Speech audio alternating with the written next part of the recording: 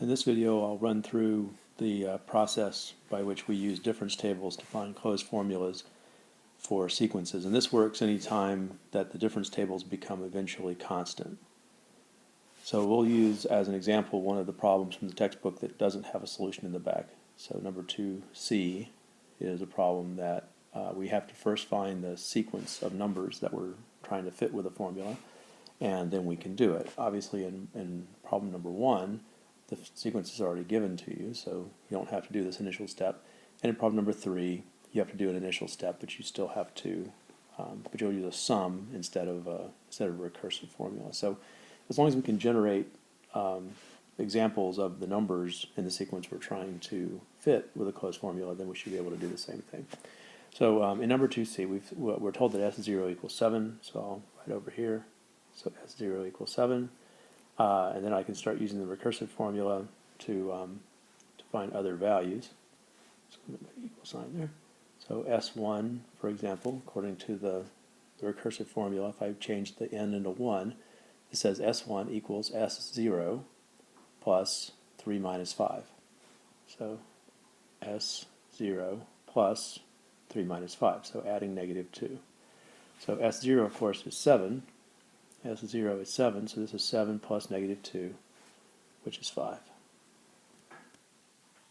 So similarly, S2 is going to be S1 plus, now 3 times 2 minus 5 is plus 1, so 5 plus 1, 6. S3 is S2 plus, and here we're putting 3 in for n, so 9 minus 5 is 4 is the amount we're adding. So giving us 10. S4 will be S3 plus 7. S5 is S4 plus 10.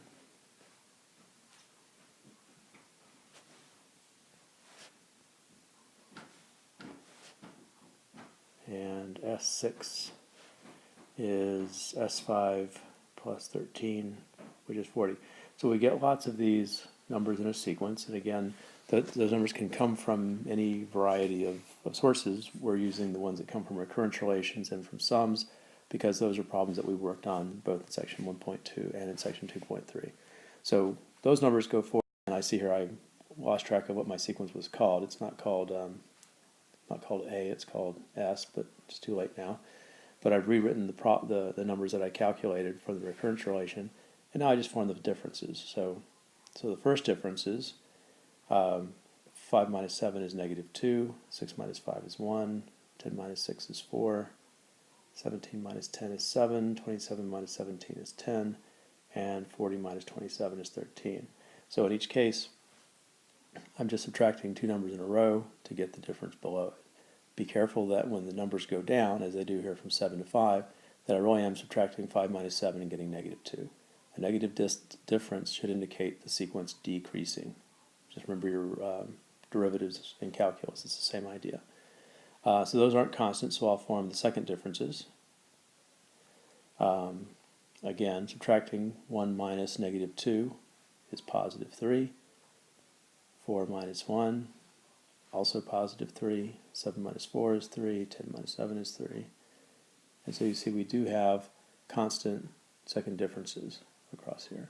So that means we're done. You can't accidentally go too far, because if you did third differences, they would all be 0, and that's not going to hurt your answer. It's just going to be a waste of time. And so the final formula then is AN is going to be the combination of these numbers from our first column. So 7 times n choose 0 plus negative 2 times, I guess I can write minus 2 there, minus 2 times n choose 1 plus 3 times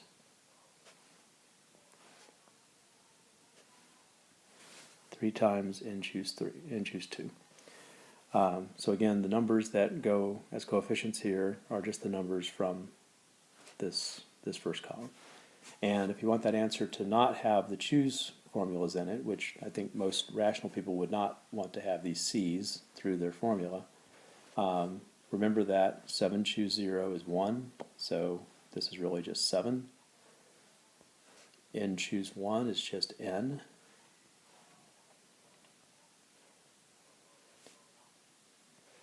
And n choose 2 is the same thing as n times n minus 1 over 2. So algebraically, this formula is going to describe the sequence. And if you'd like to check, it's fine to check just with the biggest number we calculated. We calculated a sub 6. So let's check it out. A sub 6, according to the formula, is 7 minus 12 plus, let's see if we can do it. So 7 minus 12, 2 times 6 is 12. This is going to be 6 times 5, 30 over 2. So 30 over 2 is 15. 3 times 15 is 45. And so if you check this result, you'll find that a sub 6 equals 40 is exactly what the formula predicts.